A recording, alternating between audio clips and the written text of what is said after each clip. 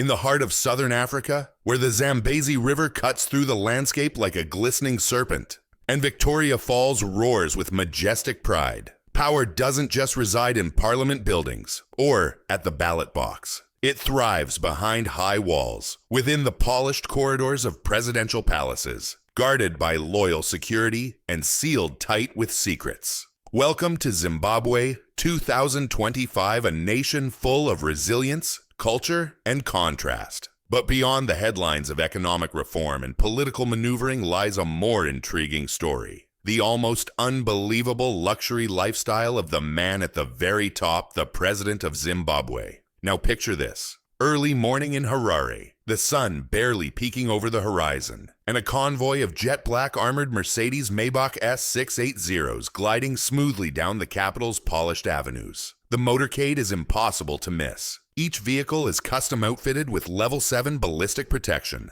blast-resistant undercarriages, and interiors that would make a billionaire blush. The seats, hand-stitched Italian leather, complete with built-in massage and climate control settings. And nestled in the backseat of the lead car, the president himself, sporting a Richard Mille RM88 flying tourbillon, a timepiece so rare. Only a handful exist in Africa, with each costing upwards of $1.2 million. The same watch model is worn by Pharrell Williams, and is famously more expensive than the average Zimbabwean earns in 50 years. Harare's State House, the official residence of the president, has always held symbolic value. But in 2025, it has transformed into something far more extravagant. A $35 million renovation was reportedly completed last year. Imported marble floors from Italy now run beneath gold-trimmed ceilings. French baccarat crystal chandeliers hang like icy waterfalls from every hallway. Even the windows were replaced with bulletproof solar-tinted panels designed in Switzerland, reportedly capable of withstanding a rocket-propelled grenade, though that's never been tested. Security around the president is another level of excess. His private guard force, jokingly nicknamed the Shadow Regiment by locals, numbers over 300, trained in Israel, Russia, and China.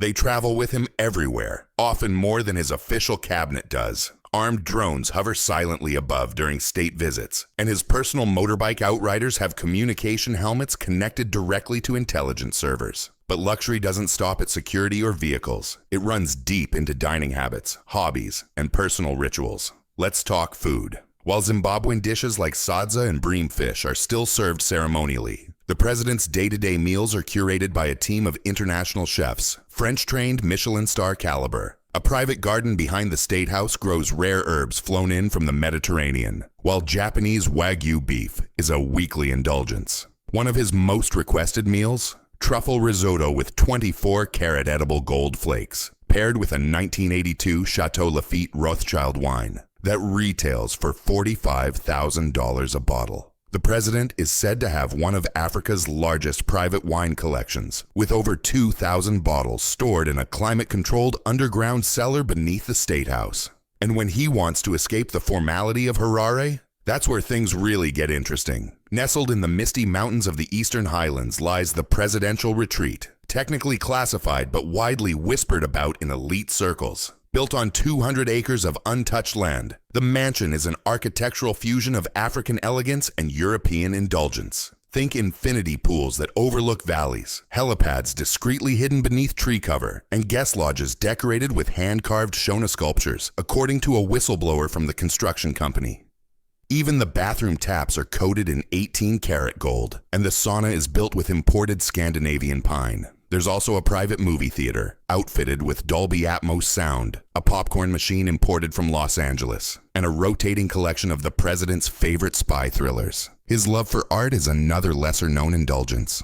While many leaders proudly display portraits of revolutionaries and national heroes, Zimbabwe's president has taken it several steps further. His private collection reportedly includes an Elanatsui tapestry worth over $1.5 million. Original oil works from Nigerian painter Ben Nwanwu, and even a digital NFT artwork purchased for $250,000, a purchase that raised eyebrows across the continent. One of the president's digital NFT portraits is displayed on a framed LCD screen in his office, flanked by physical gold bars behind bulletproof glass. And speaking of gold, his wardrobe shines, almost literally. The president has over 200 tailored suits, many from Savile Row in London, with some costing $8,000 each. His shoes are custom made from exotic leathers, crocodile, ostrich, even stingray. He's often spotted wearing sunglasses by Cartier or Dita, each pair costing more than an average Zimbabwean family's monthly income. Traveling is its own circus. When he heads abroad, it's not on a commercial airline. In 2025, a newly leased Airbus A319 ACJ known as Air Force Zim 1 was introduced. It features a private master bedroom, 2 lounge areas, a shower, encrypted Wi-Fi, and a satellite-linked command room. The aircraft is estimated to cost the government about $120 million over the lease term. During his state visit to the UAE in early 2025, his aircraft was escorted by 2 Emirati fighter jets as a sign of friendship and respect.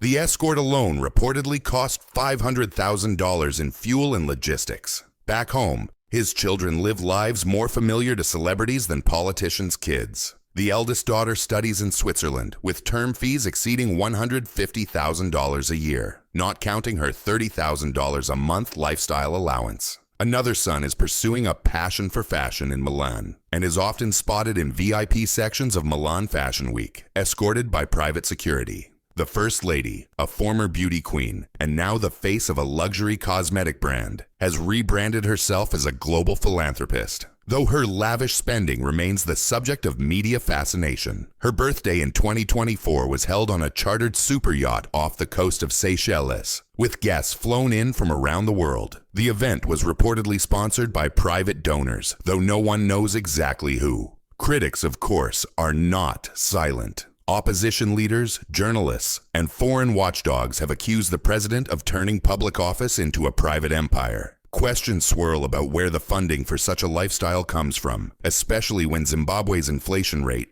while more stable than the past decade, still weighs heavily on ordinary citizens. According to the Zimbabwe National Statistics Agency, over 40% of the population remains below the poverty line. Hospitals struggle with equipment shortages. Teachers and civil servants often strike over unpaid salaries. And yet a single pair of the president's shoes could pay a nurse's salary for an entire year. Supporters, however, defend him passionately. They argue that Zimbabwe deserves a leader who looks powerful and prosperous. "We are not beggars," one government official told a reporter. "The president must represent the strength and dignity of our nation." This lifestyle sends a message. Zimbabwe is no longer a joke. Whether it's leadership or lavishness, power or performance, the lines are always blurred. And in a country with a long and complex history of revolution, colonialism, and reform, the symbolism of the president living large isn't lost on anyone. As the sun sets over Harare and the pink-orange sky fades into night, the presidential palace lights up like a lighthouse made of crystal and gold. Inside, surrounded by rare artworks and velvet silence, the president sits at a marble desk, sipping single malt scotch older than most voters, flipping through intelligence briefings printed on high GSM paper. Somewhere, a classical orchestra plays softly from hidden speakers. Outside, a mother waits in line to buy bread. A university graduate applies for his 10th job of the month. And the paradox of Zimbabwe continues, between luxury and struggle, between the sparkle of power and the dust of reality. The question remains, in a country still rebuilding its economy, who really pays the price of presidential perfection?